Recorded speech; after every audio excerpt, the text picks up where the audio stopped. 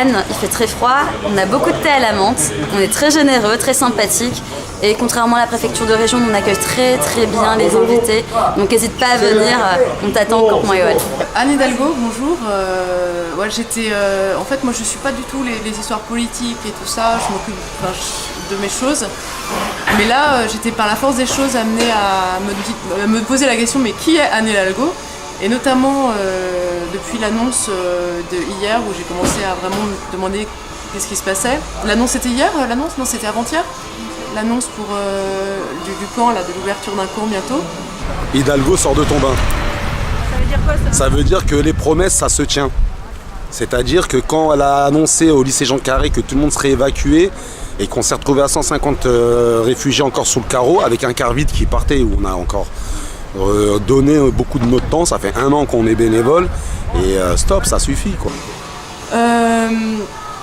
Donc voilà, je me suis dit, parce qu'il y a beaucoup de gens qui râlent et qui disent oui, il n'est pas trop tôt, tout ça. Et je me dis, bon quand même là c'est intéressant, il se passe quelque chose, ça va peut-être faire changer les mentalités des autres maires, peut-être faire un peu, ouvrir un peu les esprits sur l'accueil des réfugiés en France, parce que c'est pas à gagner.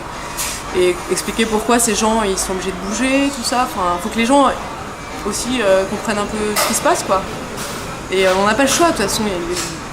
Les flux migratoires, c'est comme c'est comme la tectonique des plaques, quoi. Anne Hidalgo, donc je voudrais juste vous dire, c'était un truc qui serait vraiment bien, ce serait de changer le ton des évacuations, de faire en sorte qu'en fait, déjà on pourrait ne plus les appeler des évacuations. Enfin, quand on fait des camps comme ça, ce serait bien de ne pas les appeler des évacuations, mais de les appeler par exemple prise en charge. J'ai pensé prise en charge et en fait ce serait bien que ça se fasse de façon respectueuse des gens, des êtres humains et délicate, c'est-à-dire et aussi du matériel, de tout le travail des bénévoles sur les tentes, les duvets, toutes les affaires qu'on a amenées là. C'est beaucoup d'argent, beaucoup de travail, beaucoup de gens qui sont engagés pour trouver les choses, les donner ou les acheter, les assos qui sont cotisés pour pouvoir faire des achats groupés de tentes, de trucs et tout, les magasins qui font des réductions sur les tentes. Enfin bref, il y a des tonnes de trucs sur le camp et en fait, ce serait bien que ce soit pas saccagé et mis à la poubelle comme ça arrive parfois dans les évacuations. Anne, je vous invite très très très fortement à venir un jour, une après-midi, 1 heure, en tout cas à mettre un pied à Paris dans les campements.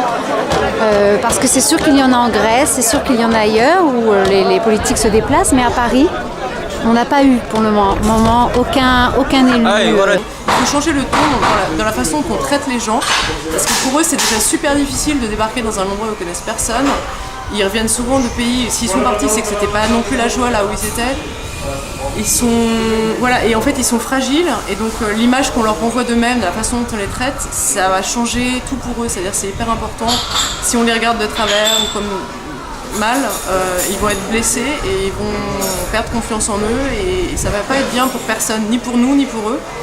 Et je dis nous, ceux qui habitons déjà sur le territoire français, il faut qu'on réussisse à instaurer des meilleurs rapports avec eux et pour ça il faut bien les traiter, c'est-à-dire qu'il ne faut pas faire venir des CRS qui cassent tout pour juste les emmener dans les bus en fait. La machine à café. Pourquoi pas que vous veniez sur le camp pour pouvoir discuter avec les gens qui sont vraiment sur le terrain. Parce qu'en fait je me suis rendu compte, c'est super passionnant de s'intéresser à ces sujets-là et tout ça sur internet. Et ça y est, je m'égare encore. Mais vraiment à venir, à passer quelques heures, à discuter. Voilà, chaque parcours est incroyable, chaque migrant a un parcours incroyable. Voilà, faut discuter, faut venir quoi. Il n'y a pas d'autre solution pour se rendre compte vraiment des solutions à apporter. Madame Hidalgo, donc suite à votre annonce qui concerne la construction d'un camp dans des conditions humaines et qui respecterait la dignité aux normes européennes humanitaires, vous pouvez venir déjà ici pour voir dans un premier temps et urgemment ce qu'on peut faire pour faire des conditions dignes et humanitaires. Donc en gros, ce serait bien que vous veniez sur le terrain et que vous rencontriez les gens qui sont vraiment, qui connaissent très, très bien la situation et qui savent exactement de quoi il y a besoin. et puis qui savent exactement, qui pourraient vous lister tous les problèmes auxquels ils sont confrontés au jour le jour. En général, l'ambiance est assez chaleureuse. Et en même temps, voilà, parce qu'il faut de la bonne humeur pour pouvoir supporter des conditions comme ça. De toute façon, on l'a dit, moi j'ai dit au chef de cabinet, ils ont perdu des voix. On a une droite qui mérite une gauche, et chez nous, droite et gauche, c'est de la boxe, le percute viendra d'en bas. Merci.